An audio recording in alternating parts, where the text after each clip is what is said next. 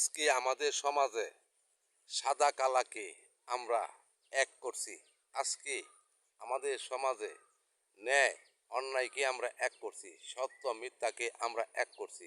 আমরা এই সমাজে কেউ যদি সত্য কথা বলে তাহলে সেই কথাটা আমরা বলতে দেই না। কেউ যদি অন্যায়ের প্রতিবাদ করে আজকে আমরা সেই অন্যায়ের প্রতিবাদের পিছনে আমরা থাকি না, বরঞ্চ যে অন্যায়ের প্রতিবাদ করে উল্টো তার পিছনেই আমরা লেগে যাই এবং তার সমালোচনাই আমরা করি। কিন্তু এগুলা করাতে আপনার আমার এই সমাজে কি লাভ হয়েছে আর কি ক্ষতি হয়েছে সেটা এখন সমস্ত দেশবাসী নিজ চোখে দেখতাছে।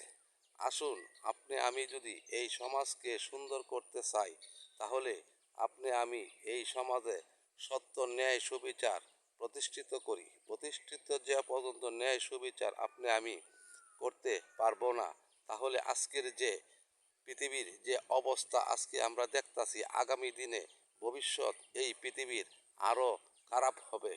তখন আপনি আমি থাকবো না, আপনার আমার লতা সন্তান থাকবে এই নরকের মাঝে, তারা বসবাস করবে। তাদেরকে যদি আমরা মুক্তি দিতে চাই তাহলে ন্যায়কে ন্যায় বলতে হবে, সত্যকে সত্য বলতে হবে, সাদাকে সাদা বলতে হবে, কালোকে কালো বলতে হবে।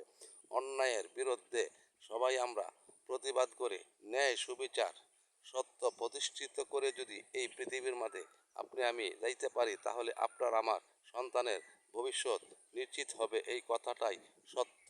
আসুন, আমরা আর অন্যায় করব না, আমরা সবসময় অন্যায়ের প্রতিবাদ করব।